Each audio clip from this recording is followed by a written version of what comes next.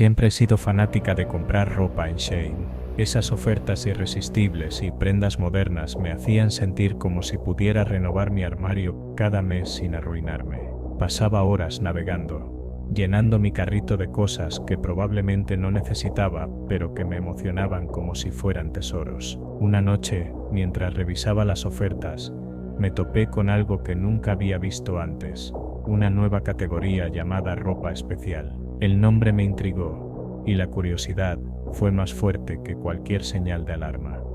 La sección era extraña, las prendas tenían precios ridículamente bajos, incluso para Shein. Había vestidos por menos de $2 y camisas a $1. No tenían reseñas ni fotos de clientes, pero las imágenes oficiales eran atractivas. Fue entonces cuando vi una camisa blanca con un diseño minimalista que me encantó. La foto mostraba una tela suave, con un bordado delicado en el pecho, y por solo 50 centavos. Sin pensarlo mucho, la añadí al carrito y completé la compra.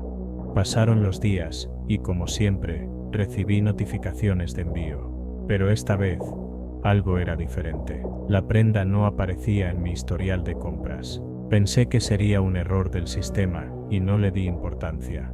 Una semana después, el paquete llegó. Al abrirlo, la emoción inicial se convirtió en algo más frío y pesado. La camisa estaba ahí, pero era un desastre. Arrugada, hasta el punto de parecer un trapo viejo, con manchas oscuras que cubrían partes de la tela. El diseño minimalista estaba presente, pero la prenda lucía desgastada, como si hubiera pasado por cosas que preferiría no imaginar. Dentro del paquete, encontré una pequeña nota escrita en chino, con una traducción en inglés al reverso. Ahora es tuya.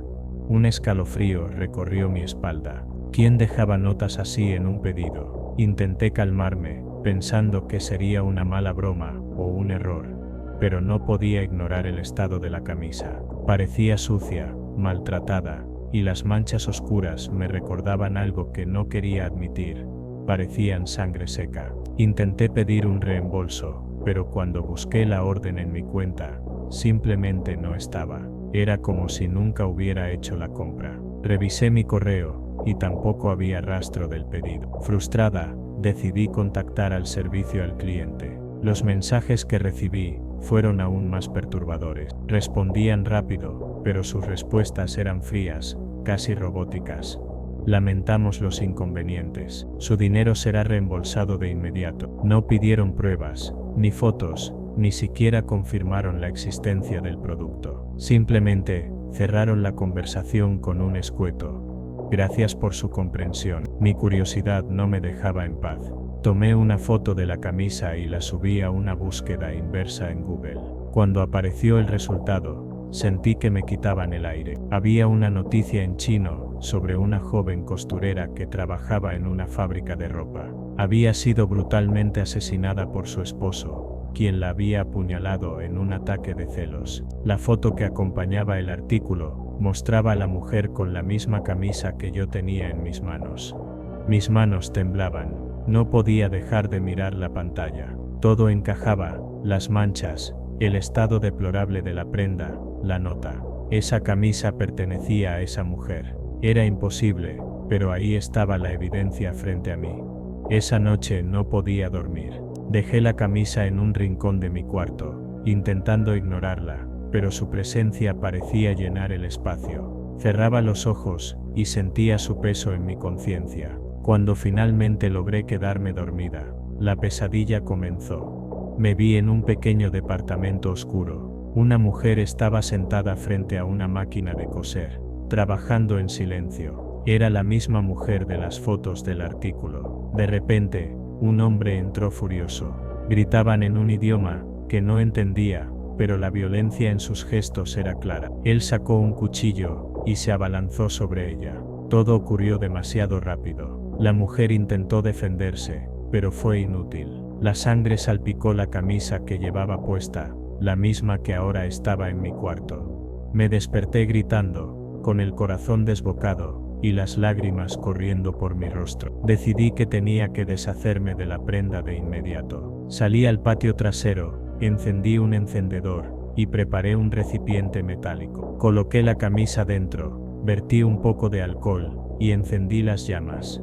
El fuego consumió la tela rápidamente, pero mientras se quemaba, sentí un escalofrío recorrerme. Era como si algo invisible me estuviera observando. Cuando las cenizas se enfriaron, las recogí y las tiré a la basura. Volví a entrar a casa, decidida a dejar todo esto atrás. Desde ese día, nunca volví a comprar en Shein. Las gangas nunca valen el precio que a veces debes pagar.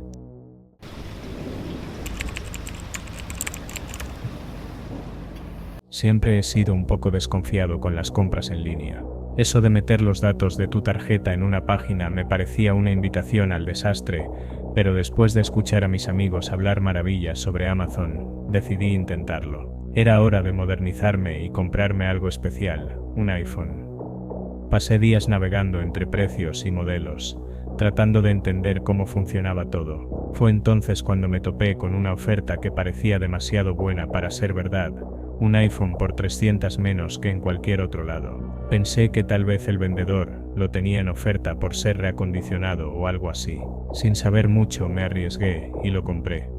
La espera fue eterna. Cada día revisaba el estado del envío, imaginando lo genial que sería tener un teléfono nuevo. Después de 2 semanas, finalmente llegó el paquete. Pero cuando lo vi, algo no cuadraba. La caja era de cartón marrón, sin ningún logo elegante, demasiado grande para contener un iPhone. Mi entusiasmo empezó a desmoronarse, pero aún mantenía la esperanza de que hubiera una explicación lógica. Abrí el paquete y encontré una caja vieja de un iPhone de primera generación. La miré incrédulo, pensando que tal vez era una broma o un error. Dentro de la caja estaba un teléfono antiguo, con un cargador desgastado que parecía haber salido de un basurero. La decepción fue enorme. Sin pensarlo mucho, me senté frente a mi computadora y reporté la compra como fraudulenta. Dejé un comentario negativo en la cuenta del vendedor y decidí esperar a que Amazon resolviera el problema. Una semana después, Amazon me devolvió el dinero. Me sentí aliviado y agradecido de no haber perdido nada, pero lo extraño fue que no me pidieron devolver el producto. Así que ahí estaba el viejo iPhone, acumulando polvo en un rincón de mi escritorio. Un día, impulsado por la curiosidad, decidí encenderlo. Después de todo, ya estaba ahí y no tenía nada que perder. Lo conecté al cargador antiguo y sorprendentemente encendió. La pantalla era pequeña y pixelada en comparación con los modelos modernos, pero funcionaba. Lo que me sorprendió fue que el teléfono no estaba vacío. Había fotos, videos, música y aplicaciones instaladas, como si el dueño anterior lo hubiera dejado todo allí antes de abandonarlo. Las imágenes parecían de otra época. La calidad era baja, y la ropa, los peinados y los escenarios gritaban finales de los 2000.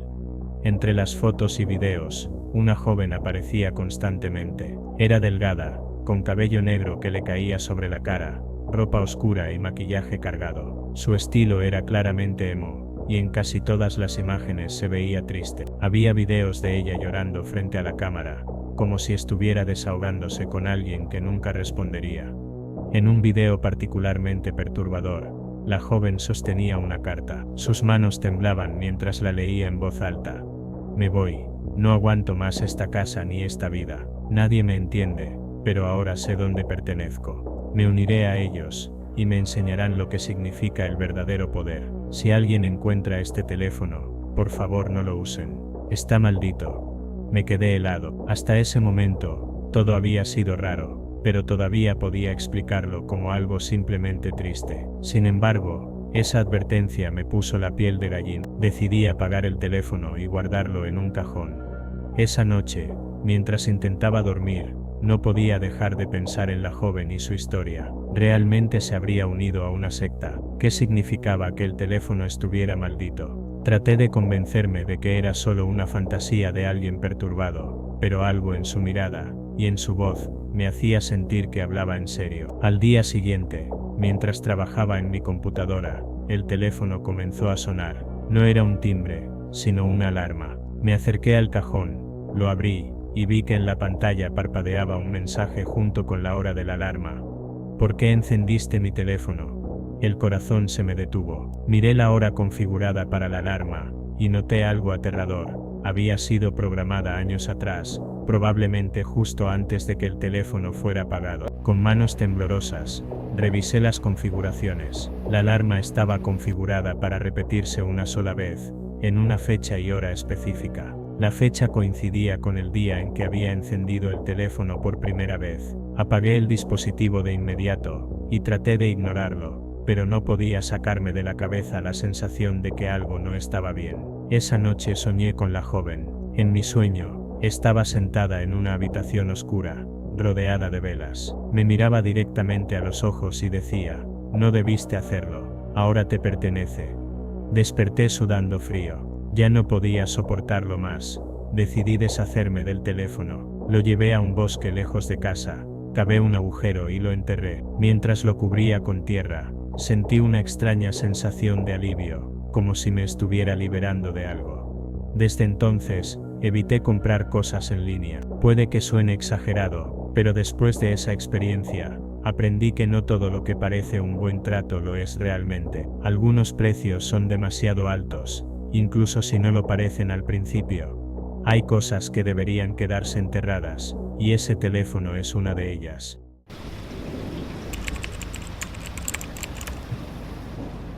Nunca fui muy de pedir comida a domicilio.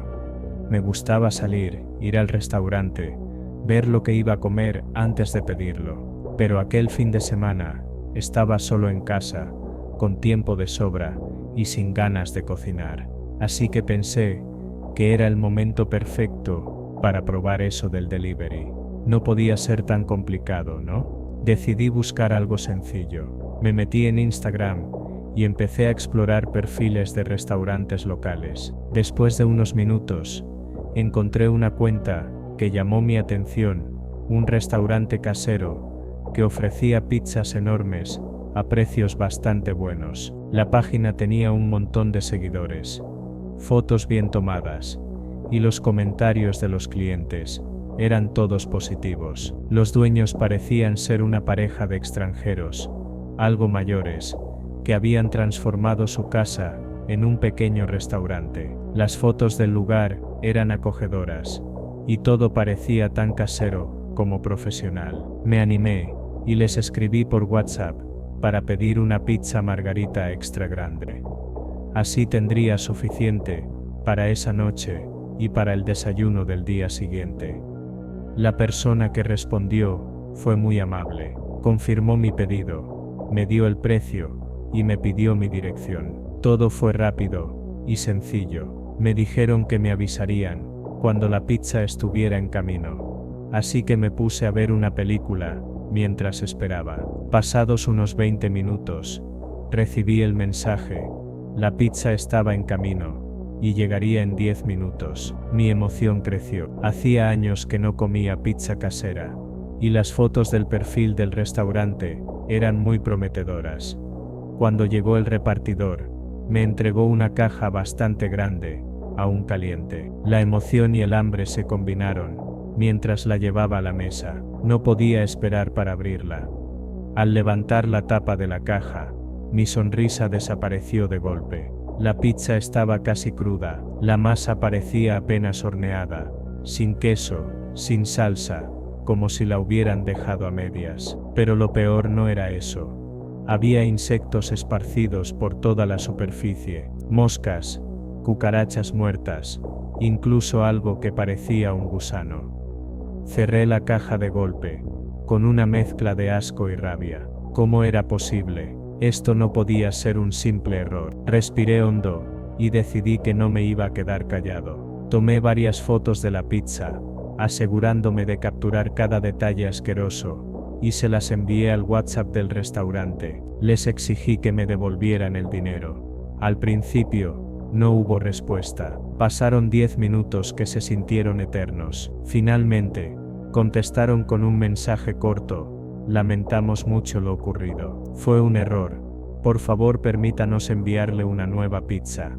No estaba dispuesto a aceptar otra pizza de ellos. No después de lo que había visto. Les respondí que no quería nada más, solo mi dinero de vuelta, y que si no cumplían, los denunciaría con las autoridades sanitarias.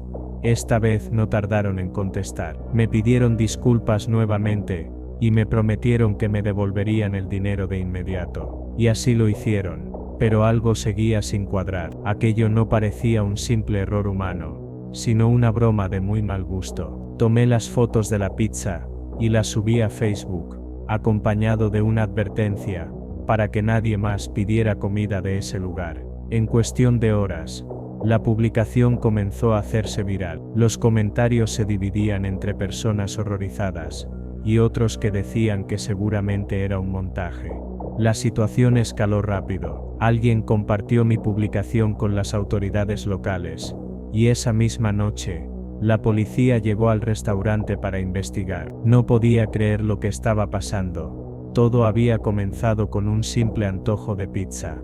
Al día siguiente, las noticias eran un escándalo. El restaurante había sido allanado, y lo que encontraron dejó a todos en shock. Resulta que la pareja de dueños tenía un hijo adulto con discapacidad. Según los reportes, el joven era mentalmente inestable, y solía hacer cosas perturbadoras con los ingredientes de la comida. Esa noche, mientras sus padres atendían otros pedidos, el hijo había entrado a la cocina y preparado mi pizza sin que ellos lo supieran. Había manipulado la masa y añadido insectos antes de que el repartidor la recogiera. Los padres aseguraron que no tenían idea de lo que había hecho su hijo, pero la policía encontró evidencia de que este no era el primer incidente extraño en el restaurante. Había varias denuncias previas, pero nunca se había llegado a comprobar nada. Todo esto me dejó con un sabor amargo, y no solo por la pizza. Nunca pensé que algo tan simple como pedir comida a domicilio pudiera convertirse en una pesadilla. Esa noche me prometí dos cosas: no volver a pedir comida por delivery, y pensar dos veces antes de confiar en lo que veo en redes sociales. A veces, lo que parece perfecto por fuera esconde algo realmente oscuro por dentro.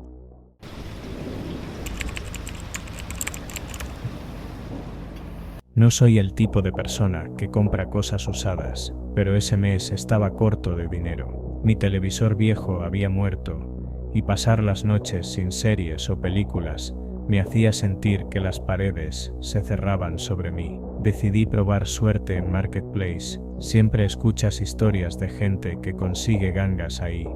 Así que pensé, ¿qué es lo peor que puede pasar? Después de unos minutos buscando, encontré lo que parecía la oferta perfecta: un televisor de 50 pulgadas, en excelente estado, a un precio ridículamente bajo. La descripción decía algo así como: funciona perfecto, solo usado en modo demo, aprovecha antes de que se venda. El vendedor respondía rápido. Me aseguró que el televisor estaba en perfectas condiciones, solo que lo usaban en una tienda para mostrar productos. No vi nada sospechoso en su perfil, buenas calificaciones, y una foto de perfil con su familia. Hicimos el trato rápido, y esa misma tarde fui a recogerlo. El tipo era amable, aunque algo nervioso. Parecía querer cerrar el trato lo más rápido posible, pero no le di mucha importancia. Me ayudó a cargar el televisor al auto, y antes de irme me dijo: disfrútalo, seguro que te va a dar muchas horas de entretenimiento. Ya en casa, lo conecté con emoción. Era mucho más grande que mi televisor anterior, y no podía esperar para probarlo. Sin embargo, al encenderlo, algo no estaba bien. La pantalla mostró un logo genérico de fábrica, y luego pasó a reproducir un video. Era una escena que reconocí al instante: el pozo de El Aro. La calidad era impresionante, casi como si estuviera viendo una versión remasterizada. Intenté cambiar de canal, pero no funcionó. Probé con los botones del televisor, el control remoto, incluso intenté acceder al menú principal, pero nada. La maldita escena seguía reproduciéndose en bucle. Pensé que quizás estaba configurado en modo demo, como decía el anuncio. Escribí al vendedor para pedirle instrucciones, pero no respondió. Pasaron unos minutos, y el mensaje quedó en visto. Insistí un par de veces más, hasta que de repente me bloqueó. Me invadió una sensación incómoda. Decidí apagar el televisor, pero el botón no funcionaba. Intenté con el control remoto. Sin suerte, la única forma de apagarlo fue desenchufándolo. Esa noche no pude dormir bien. Cada vez que cerraba los ojos, veía el pozo. Sentía que algo me observaba desde la esquina de mi habitación, aunque sabía que no había nada. Al día siguiente, volví a enchufar el televisor, decidido a resolver el problema. La misma escena comenzó a reproducirse en cuanto encendí el aparato. Esta vez, noté detalles que no recordaba de la película: un susurro bajo, casi imperceptible, y un ligero movimiento en las sombras del pozo. Me acerqué a la pantalla, tratando de descifrar si eran parte del video o si mi mente me estaba jugando una mala pasada.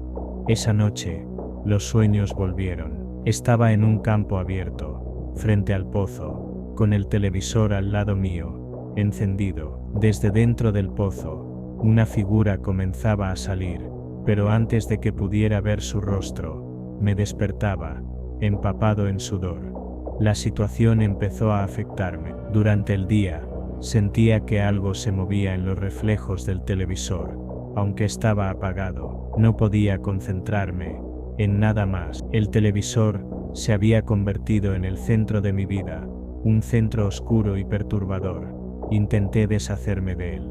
Lo subí a Marketplace para venderlo, pero nadie estaba interesado. Un tipo me preguntó si funcionaba bien, y cuando le expliqué el problema, dejó de responder. Llamé a un técnico, pero al escuchar la descripción, me dijo que no sabía cómo ayudarme. Si te soy sincero, me dijo al final, nunca había escuchado algo así. La última noche fue la peor. Me desperté alrededor de las 3:00 am, con un ruido extraño. Provenía de la sala. Me levanté, y cuando llegué, vi el televisor encendido, reproduciendo la misma escena. Lo había desenchufado antes de dormir, así que no entendía cómo podía estar encendido. La figura del pozo estaba más cerca esta vez. Podía distinguir su cabello largo y mojado cubriéndole el rostro. Mis manos comenzaron a temblar. Me acerqué al enchufe para desconectarlo, pero antes de hacerlo, la pantalla parpadeó. Un texto apareció en letras blancas, sobre un fondo negro. ¿Por qué quieres apagarme? Retrocedí, tropezando con la mesa. El televisor volvió a mostrar el pozo, pero esta vez, la figura levantó la cabeza, y pude ver sus ojos. Eran vacíos, oscuros, y al mismo tiempo, parecía que podían ver dentro de mí.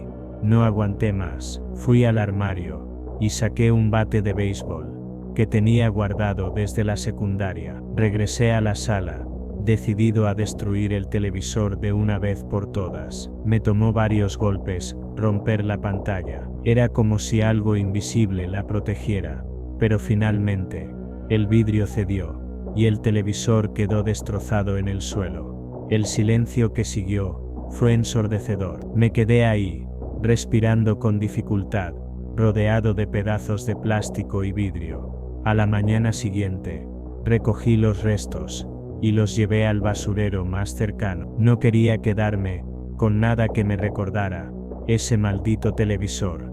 Desde entonces, no puedo mirar un televisor sin sentir un escalofrío. Dejé de usar Marketplace, y cada vez que alguien menciona el aro, cambio de tema. A veces, me pregunto si todo fue real, o si mi mente simplemente se quebró, pero luego recuerdo los ojos en la pantalla, y sé que nunca voy a olvidarlos.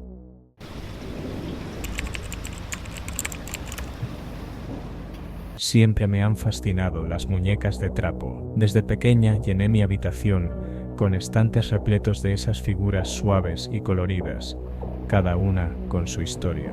Me parecía un arte antiguo, casi mágico, pero nunca creí en las leyendas sobre muñecas poseídas o cosas así hasta hace poco. Todo empezó una noche, mientras navegaba en internet buscando piezas únicas para mi colección. Di con una página que nunca había visto antes. Su diseño era rudimentario, casi incómodo a la vista, pero lo que más llamaba la atención eran las muñecas que ofrecían. Eran inquietantemente realistas, hechas con tal detalle que parecían estar vivas. Bajo cada foto había descripciones extravagantes que afirmaban que cada muñeca tenía vida propia. Una, en particular, captó mi atención. Era pequeña, del tamaño de un bebé recién nacido, con ojos bordados que parecían seguirte, y una sonrisa apenas perceptible. Costaba una fortuna, pero la curiosidad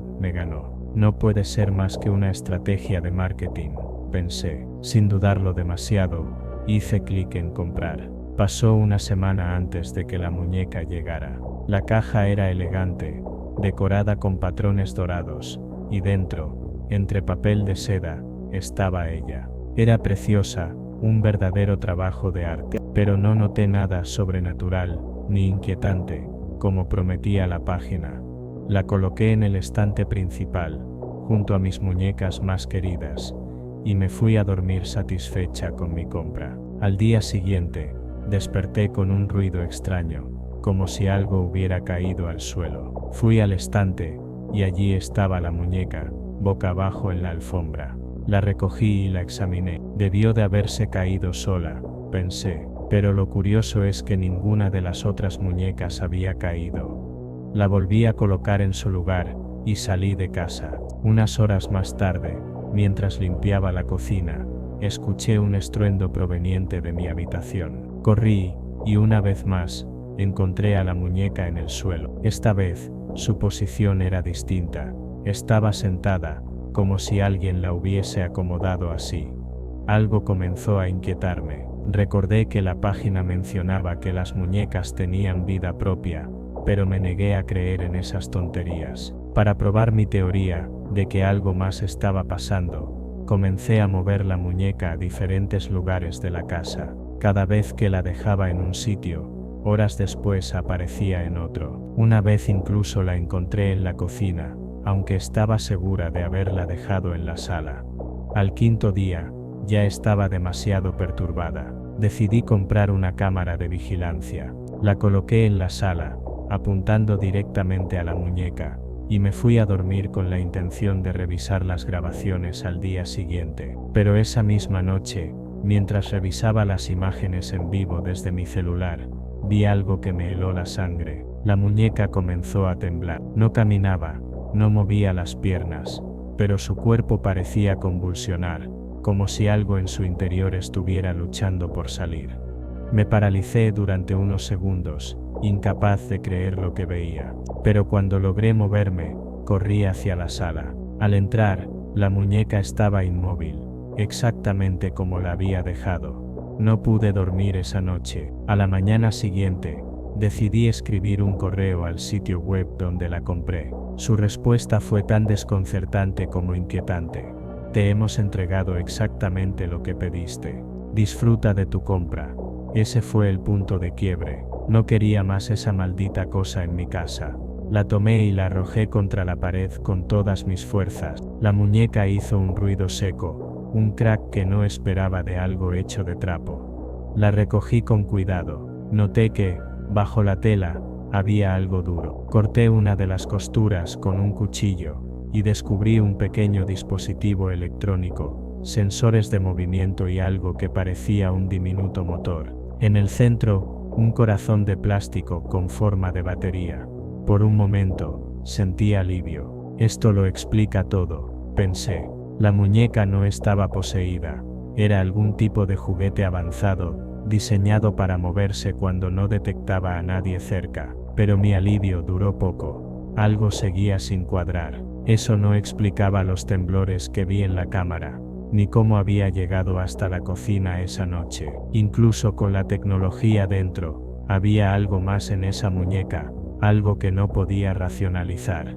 Decidí destruirla por completo. La golpeé con el cuchillo hasta que no quedó nada reconocible. Luego recogí los restos y los llevé al contenedor de basura más cercano.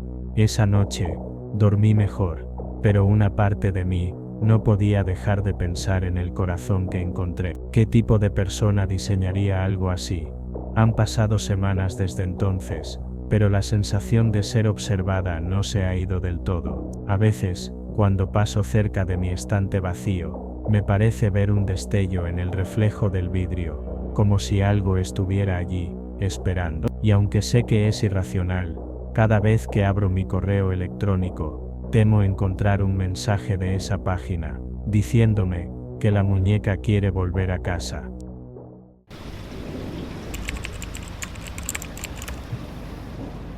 Soy de esas personas que adoran la ropa.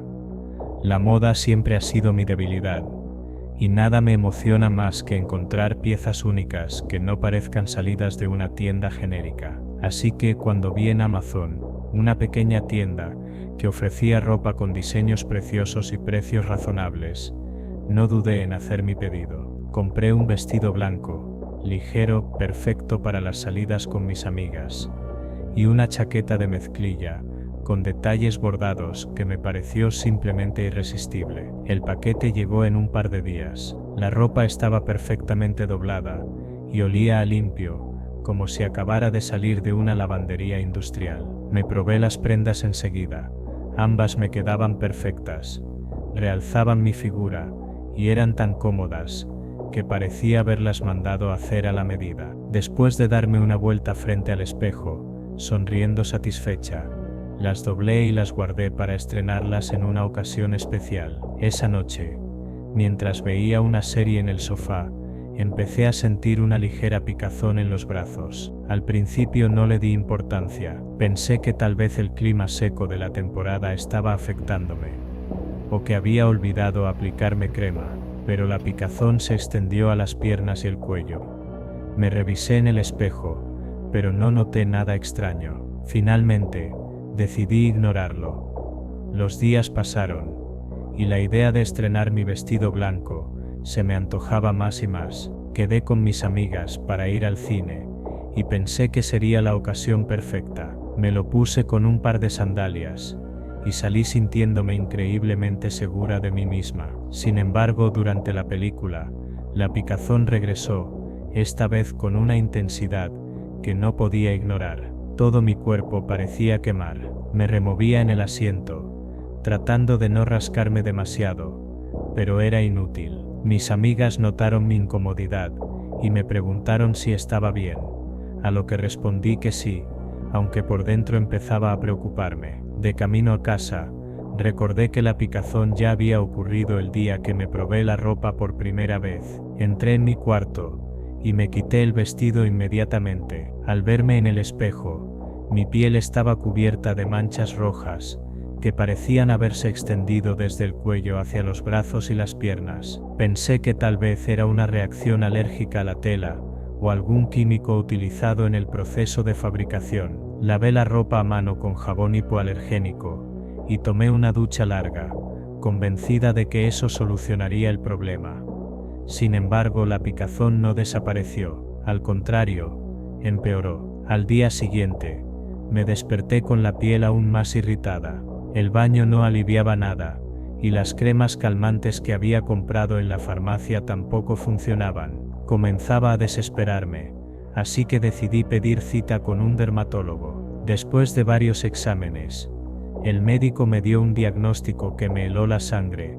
Tenía una dermatitis severa causada por un hongo extremadamente contagioso. Según él, el tipo de hongo era raro, pero podía haber venido de ropa contaminada. Me recetó una crema antifúngica y un tratamiento oral, y me recomendó desechar cualquier prenda que pudiera estar contaminada. Al llegar a casa, saqué la ropa que había comprado y la guardé en una bolsa sellada. Intenté contactar a la tienda a través de Amazon, pero no obtuve respuesta. Al revisar los comentarios, descubrí algo escalofriante.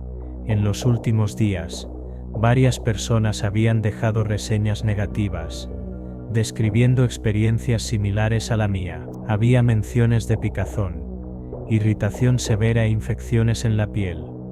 Decidí contactar a algunas de las chicas que habían dejado comentarios recientes. Creamos un grupo en redes sociales para compartir información. Todas habíamos comprado ropa de esa tienda, y estábamos pasando por lo mismo. Una de las chicas, más valiente que yo, Se atrevió a investigar más a fondo, y descubrió algo perturbador. La tienda era operada por una mujer que vendía exclusivamente ropa para mujeres jóvenes y delgadas. El descubrimiento nos dejó sin aliento, cuando logramos conectar las piezas del rompecabezas. La vendedora, según supimos después, tenía problemas de autoestima, y sufría un profundo resentimiento hacia las mujeres que encajaban en el estereotipo de belleza que ella no lograba alcanzar. Usaba las ventas como una forma de venganza, contaminando las prendas con hongos para causar daño deliberadamente. Denunciamos el caso a las autoridades, quienes se movilizaron rápidamente. Días después, la policía arrestó a la vendedora. En su casa encontraron un pequeño taller clandestino donde manipulaba la ropa. También hallaron pruebas de que había adquirido cultivos de hongos para infectar las prendas deliberadamente. Aunque la noticia de su arresto me dio un poco de paz, no puedo negar que la experiencia dejó cicatrices, tanto físicas como emocionales. Aún tengo marcas en la piel, que me recuerdan esos días de picazón insoportable, y la paranoia de revisar cada prenda que compraba. Aprendí a ser más cuidadosa al comprar por internet, pero sobre todo, entendí que detrás de las cosas más triviales pueden esconderse intenciones que jamás imaginamos. A veces, incluso en los detalles más cotidianos, hay historias que nos muestran lo oscuro que puede ser el corazón humano.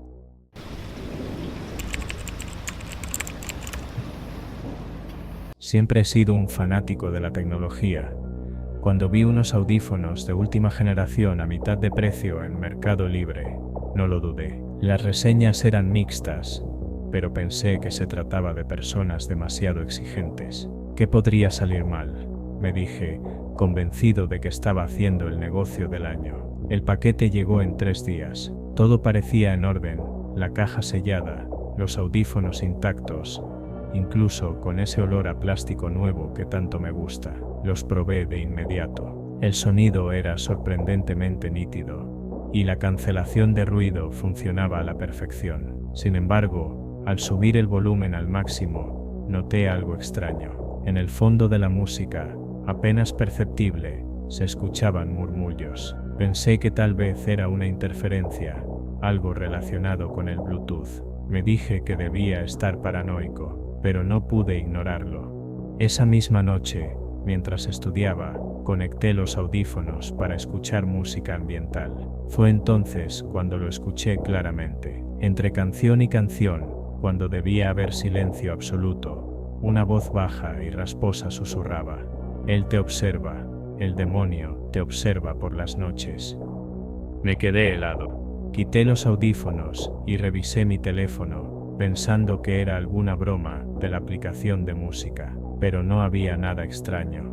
Cuando me los volví a poner, los murmullos continuaban. Al día siguiente, decidí contactar al vendedor. Le expliqué lo que sucedía, esperando que se disculpara y ofreciera un cambio o reembolso. Pero su respuesta fue desconcertante.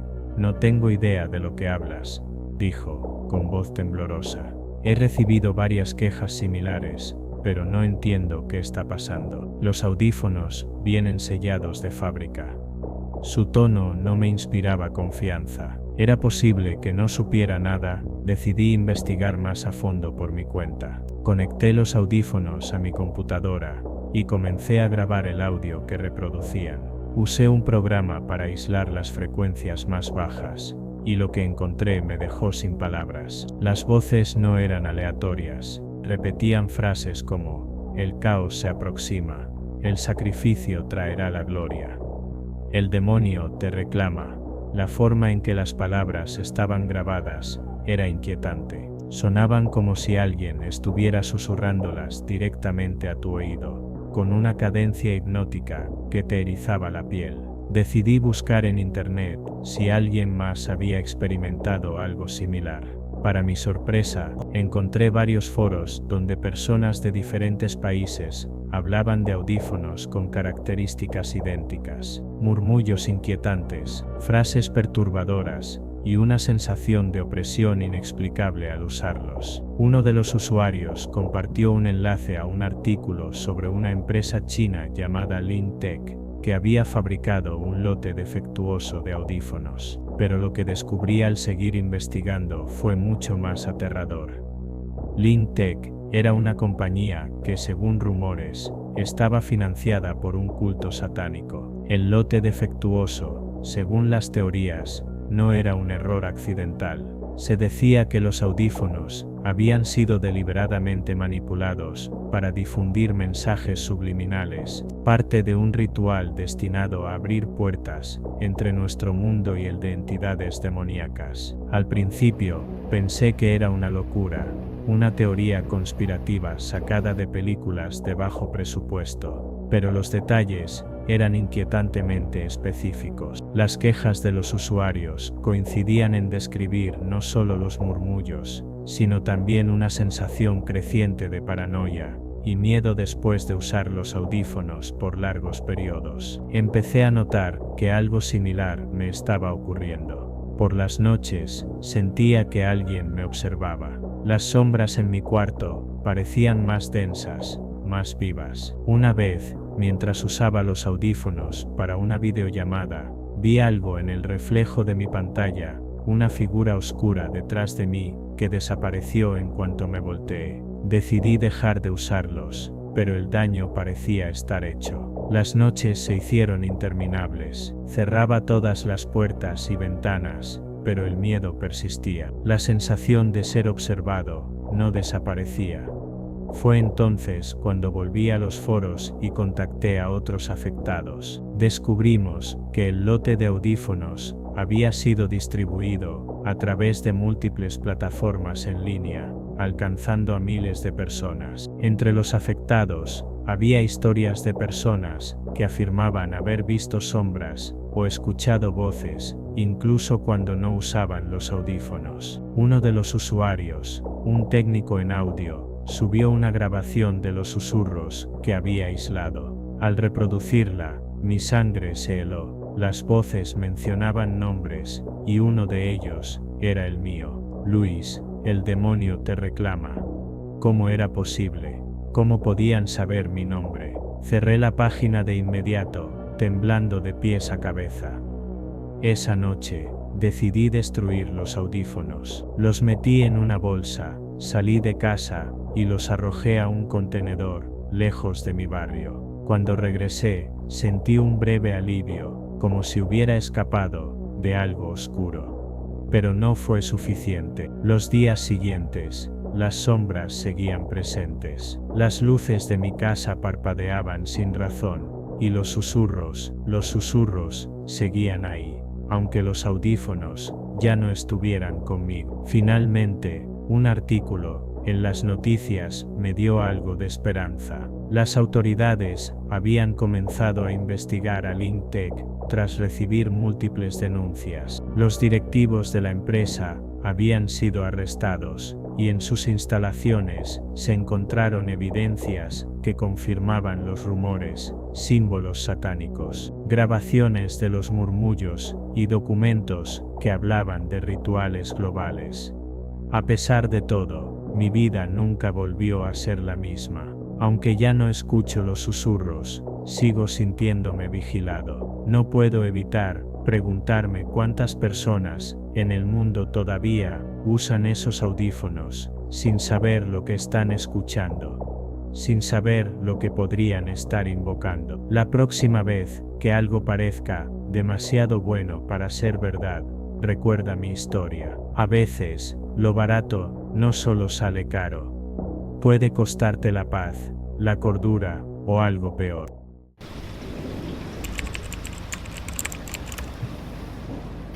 La sonrisa de mi hija Sofía era lo que iluminaba mis días. Por eso, cuando vi un video viral de un cactus bailarín que repetía palabras, bailaba canciones infantiles y hasta podía tomar fotos, no lo pensé dos veces. Lo encontré en AliExpress por un precio ridículamente bajo y lo pedí de inmediato. Parecía un regalo perfecto para su cumpleaños.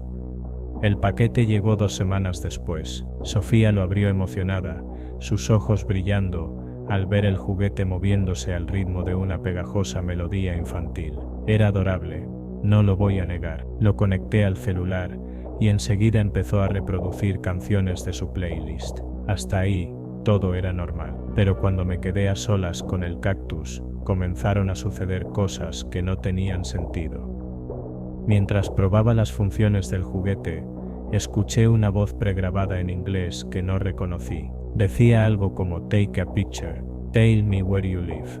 Tómate una foto, dime dónde vives. Me paralicé. ¿Qué clase de mensaje era ese? Revisé las instrucciones del juguete, pero no mencionaban nada sobre frases pregrabadas. Tal vez es un error, pensé, aunque algo dentro de mí no se sentía bien. Ignoré el presentimiento y dejé que Sofía jugara con él. Esa noche, mientras dormíamos, escuché un ruido en la sala, un leve sonido electrónico. Salí con cautela y encontré el cactus encendido, aunque lo había apagado antes de acostarme. La cámara parpadeaba como si estuviera tomando fotos. Lo desconecté del todo y lo llevé a mi habitación. Quizás es un fallo técnico, traté de convencerme, pero no pude dormir pensando en ello.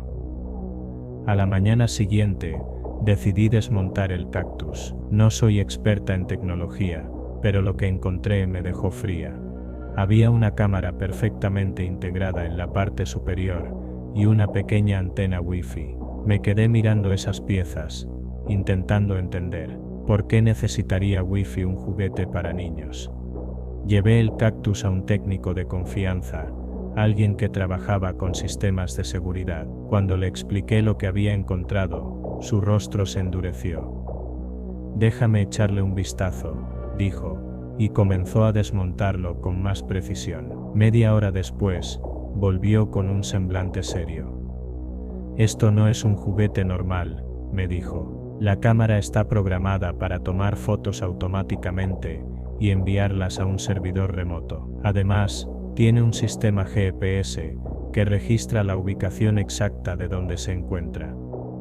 Sentí que la sangre me abandonaba el rostro. ¿Dónde van las fotos?, pregunté con un nudo en la garganta.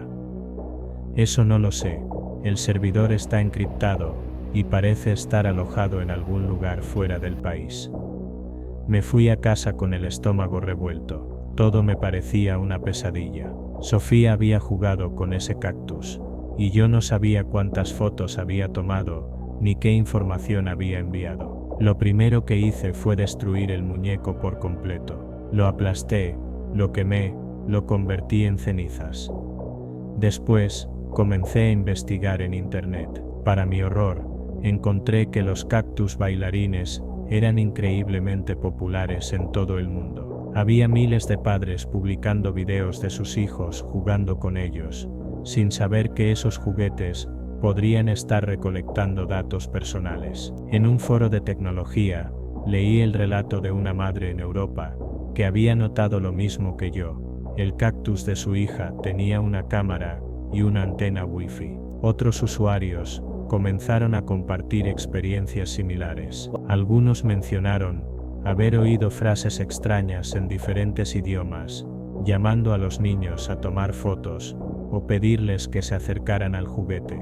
La noche siguiente, me quedé despierta revisando mi teléfono. Recordé que el cactus se había conectado por Bluetooth a mi celular. Revisé las configuraciones y efectivamente, había una aplicación instalada sin mi permiso. La abrí con el corazón acelerado y vi una carpeta de imágenes. Eran fotos de mi sala, de Sofía jugando, incluso de mí mientras cocinaba. Lloré de impotencia. ¿Quién estaba detrás de esto? ¿Cuántos padres estaban en la misma situación sin saberlo? Decidí hacer algo. Publiqué un aviso en redes sociales, contando lo que había descubierto. Subí fotos del interior del cactus, advertí a otros padres sobre los riesgos. Mi publicación se volvió viral en cuestión de horas. Recibí mensajes de madres y padres de todas partes del mundo, agradeciéndome por advertirles. Algunos intentaron denunciar a los vendedores, pero pronto descubrimos que era inútil.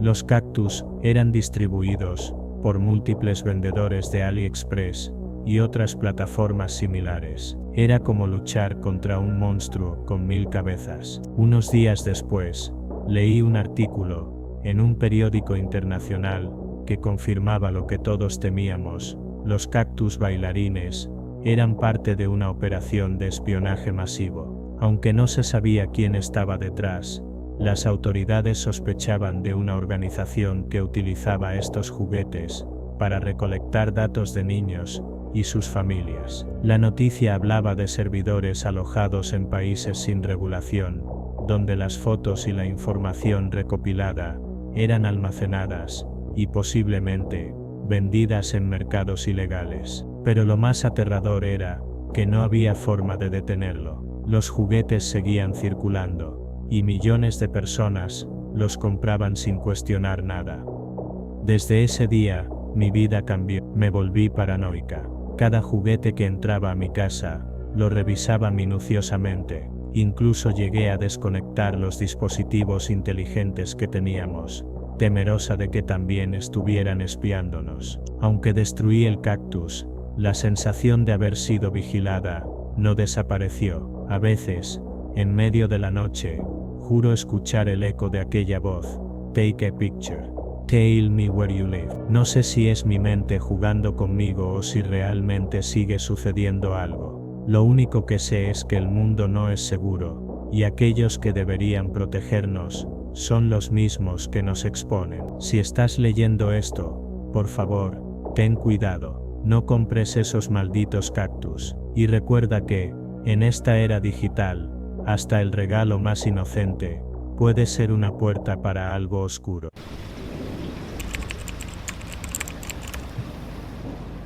Siempre he sido adicta a las ofertas por internet. Ese día, mientras navegaba sin rumbo en una de esas tiendas online, encontré una funda para iPhone que prometía ser un game changer.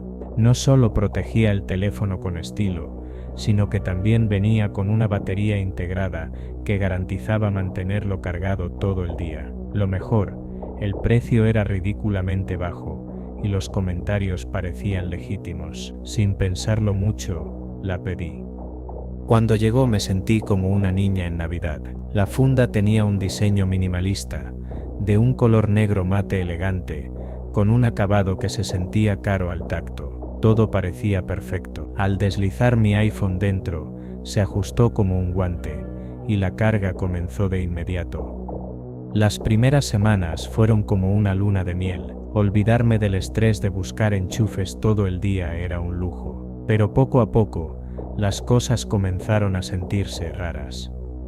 El primer incidente ocurrió mientras trabajaba desde casa. Estaba concentrada escribiendo un correo cuando, de reojo, noté que la luz de la cámara frontal parpadeaba. Me detuve un segundo, desconcertada, pero me convencí de que debía haber sido un reflejo o un error momentáneo. A los días, mientras revisaba mis gastos, noté que faltaban 500 pesos de mi cuenta bancaria. Revisé mis movimientos y no había rastro del cargo. Pensé que tal vez había olvidado haber gastado ese dinero, pero una sensación incómoda comenzó a instalarse en mi pecho.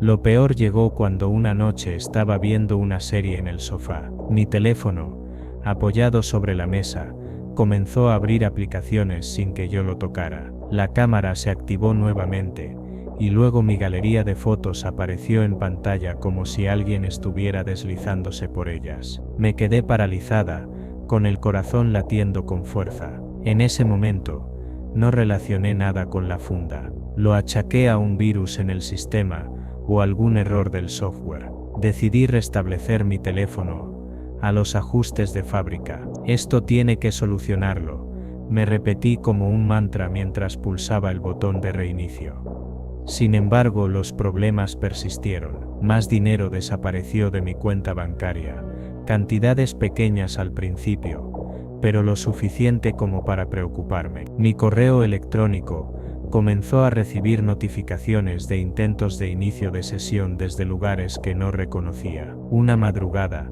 mientras intentaba dormir, escuché un leve zumbido proveniente de mi escritorio. Encendí la luz y vi que el teléfono estaba encendido, aunque lo había dejado apagado. La pantalla mostraba un mensaje que nunca había visto antes. Connecting to external device. Mi estómago se hundió. Desconecté el teléfono de inmediato y lo reinicié, pero el mensaje no desaparecía. Fue entonces cuando noté que la luz de la batería integrada en la funda parpadeaba de una forma extraña, como si estuviera enviando un código. Decidí investigar más a fondo. Desmonté la funda con un destornillador pequeño, tratando de no dañarla. Dentro encontré algo que no debería estar ahí, una placa electrónica con un puerto diminuto que no reconocía. Mi conocimiento técnico era limitado, pero sabía que aquello no tenía nada que ver con cargar un teléfono. Llevé la funda a un amigo mío que trabajaba con electrónica. Después de examinarla, me miró con una mezcla de preocupación y asombro. «Esto es un dispositivo espía», me dijo. «Este sistema recolecta datos directamente del teléfono cuando lo conectas. Fotos, contraseñas, información bancaria, todo. Y tiene un módulo de transmisión que probablemente envía esos datos a algún servidor remoto». Sentí que el mundo se me venía encima. «¿Qué tan grave es?», pregunté, temblando. «Muy grave. Si usaste esto por semanas, es posible que ya hayan obtenido toda tu información». Volví a casa con el corazón en un puño. Pasé las siguientes horas cambiando todas mis contraseñas, eliminando cuentas que no usaba, revisando mis movimientos bancarios y alertando a mi banco sobre posibles fraudes. Fue un proceso extenuante, pero necesario. Mientras hacía esto, decidí buscar en internet más información sobre la funda. No fue fácil, pero después de varias horas, encontré un artículo en un foro de ciberseguridad. Decía que fundas similares habían aparecido en distintas partes del mundo, vendidas por empresas fantasma con sede en países sin regulación. El artículo explicaba que estas fundas eran parte de una red masiva de ciberespionaje. Los datos recolectados eran vendidos en la dark web o utilizados para fraudes financieros. No era algo nuevo, pero el nivel de sofisticación de estos dispositivos era alarmante. Finalmente, destruí la funda, la quemé en el patio de mi casa, asegurándome de que nada quedara intacto. Sin embargo, el daño ya estaba hecho. Aunque había tomado medidas para proteger mi información, la paranoia se había instalado en mi vida. Ya no podía confiar en la tecnología. Cada vez que miraba mi teléfono, sentía que algo o alguien estaba observándome. Instalé cámaras de seguridad en mi casa, desconecté todos los dispositivos inteligentes y volví a usar una agenda física para anotar cosas importantes. A pesar de todo, no podía dejar de pensar en cuántas personas más habían comprado esas fundas, sin saber el peligro que representaban. Intenté advertir a otros compartiendo mi historia en redes sociales, pero la mayoría de la gente lo tomó como una exageración o una teoría conspirativa. Hoy, meses después, sigo viviendo con las secuelas de lo que pasó. A veces, en medio de la noche, me despierto con la sensación de que mi teléfono está vibrando, aunque lo dejé apagado. Reviso mi correo, mi cuenta bancaria, mis redes sociales, buscando algún signo de que todavía estoy siendo vigilada.